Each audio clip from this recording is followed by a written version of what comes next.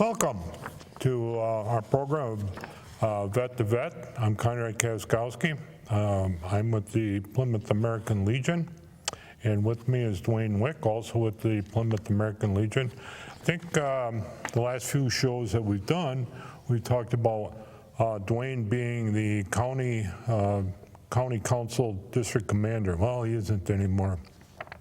He is now vice president of the district. So got one of the big guys sitting here. Now we talked last time about the county level assistance and programs called the Sheboygan County Veteran Service Office. Now we're going to go up to the state version of all of this, and that is commonly referred to as the Wisconsin Department of Veteran Affairs.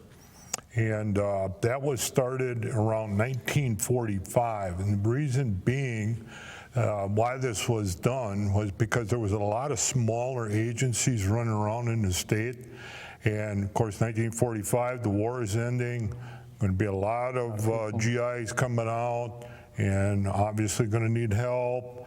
So this was then all combined together, and all the little offices and all made into one to try to help out. We're going to talk about one fairly new program in office called the Veteran Outreach and Recovery Program. In the fall of 2014, the Wisconsin Department of Health Services partnered with the Wisconsin Department of Veterans Affairs and applied for a grant to the tune of $1.2 million.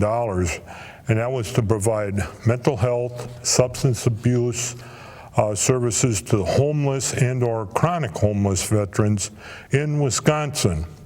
Additional grant money has been provided since to help with additional resources and expand this program into the rural county areas. Oftentimes what we have is there's really a need in the rural communities because they just do not have the resources that you can find in the larger urban areas. Now, Dwayne, now that we got to that part, could you please explain the Veteran Outreach and Recovery Program? Sure. It's commonly called VORP, V-O-R-P, and it connects veterans to the community services, provides case management and support, with a special focus on treatment and recovery. Okay, you mentioned support. What kind of support services do they provide? Their staff work with community partners and professionals to provide assistance and connection to mental health services, substance abuse treatment, financial assistance, housing and utilities, claims and benefits assistance, employment and education, transportation, and there are many other areas of services that they provide. Now, as far as funding, is there any funding that is available to veterans and anything else?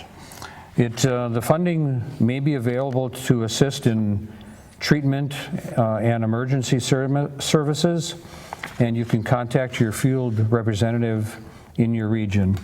Which we will be getting to. You will know later on in this who you're going to be able to contact.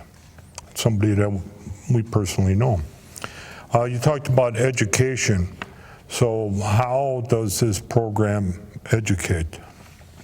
Well, the Veterans Outreach and Recovery Program is available to educate service providers and organizations on military culture, current issues, benefits, and mental health intervention and prevention practices.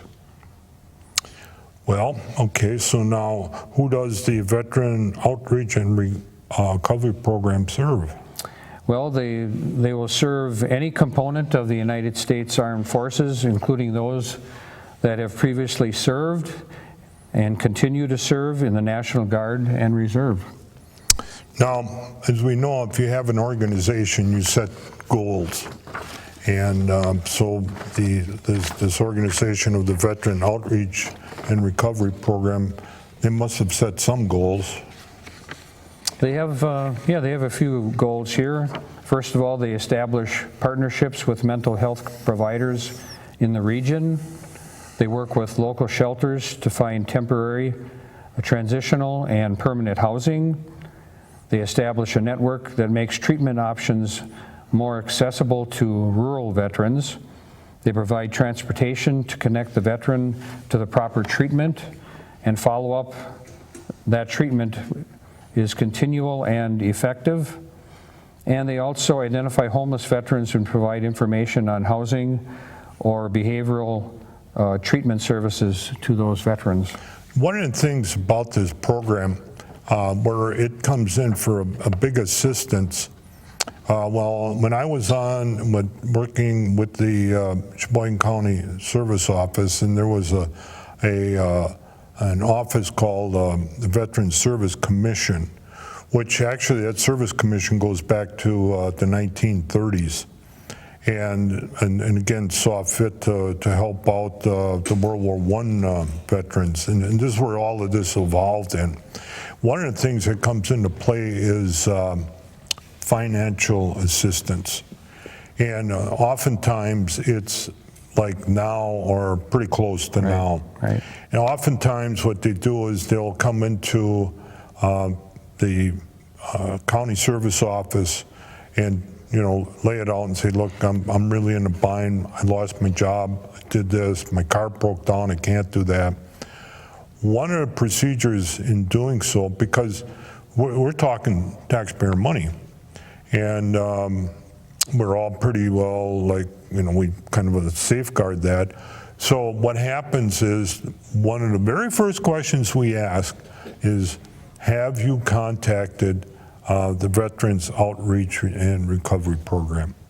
And they kind of look at you like, well, I don't know what you mean. Yep. So because of the basis and the funding they get, they're a lot of times their purse is bigger than our purse. So we asked them, okay, why don't you make an application there? After whatever happens and you you still need some assistance, why don't you come on over? Or maybe you don't, there's something in that rule that you might have to wait longer. If you're a Sheboygan County resident, we can sometimes kind of get through the red tape and help you out sooner. So our two programs really kind of help each other quite a bit when it comes to that area. And the homeless, though, that is not even the Service Commission or the County Service Office really does not go out and is assistant for the homeless. Not that they don't want to, but we've already explained to everybody, people are coming in asking for help. Right. They can't go out as these people do and search out and try to find the homeless veterans, which you and I know there's quite a bit. And so, how would you know if these are legitimate reasons that they're asking for assistance? That's the other thing. I don't know all of their criteria, but I can assure you, and the taxpayers of Sheboygan County, there is a special form that they fill out. There is a case, maybe one a year the most, where if they give us some supplementary information so to expedite it in filling out this form, we can do it immediately. We can't cut a check. The Service Commission cannot cut a check. The Service Office cannot do that. It has to go through Sheboygan County Health and Human Services for that. However, gas cards and some other stuff are readily available, and that they could get immediately. Mm-hmm. But both instances, yes, there are forms. It's just not I need it. Well, okay, here you are. Mm-hmm. Right. Now, we've said all of this, and we kind of teased everybody. Is there an office for this particular program in Sheboygan County? Yes, there is. And It's located in the same office as the Sheboygan County Veterans Service Office, which is at 650 Forest Avenue, Sheboygan Falls. And the contact person there is Mark Preventure Jr., and you can reach him at 920-226-9898. What was that number again? 920-226-9898. Mark is a veteran of the United States Marine Corps. He is in that same office as the Sheboygan County Service Office is. And you go in there, and somebody there will direct you in. And whatever, as we pointed out, their goals and whatever your needs are. So what this alleviated, though, also was the fact that when we did not have Mark that close and available, we had to go through an office in Fond du Lac. So this program has really been a terrific name as far as outreach, because now it's right here, right there available, available, and can help get veterans going. But we do have something else besides veteran information as far as assistance and benefits and things like that. And I know that you know a little bit more about this than I do, and it's called the Wisconsin Military Network presents Warriors Weekend at the Wild Center. So they are trying to get more of the veterans to come to this event. It's a weekend, it's a Friday and a Saturday. I'm not sure if you can see it's Friday, June 21st and Saturday, June 22nd, with a movie on Friday night, and also a rock concert on Saturday. They would like you to buy tickets in advance, but you don't have to. You can just go down to the Wild Center and purchase the tickets. They're $7 for the Friday night movie and $30 for the concert. And they will, it's called the Warrior Rock, but this band plays quite a variety of music. They will play music from all the different eras, World War II, Korea, Vietnam, and of the current eras. Now, the movie he was talking about is called Also Sunrise. This deals with Iraqi and Afghanistan veterans, how they are dealing with their post-traumatic stress syndrome. And the feature film is all about them, their struggles, but afterwards there will be people there for veterans to talk to about this. So it's going to be very interesting, and then you'll be able to also on Saturday there will be a therapy show for these veterans. And the Warriors Rock, there will be interviews. They've interviewed a couple of veterans, and they will be showing those interviews. Right. I know two of them are World War II veterans. Yeah, one of them has passed already, Edgar Kulo, World War II POW, but you'll hear his story. But you have some interesting news about our fans.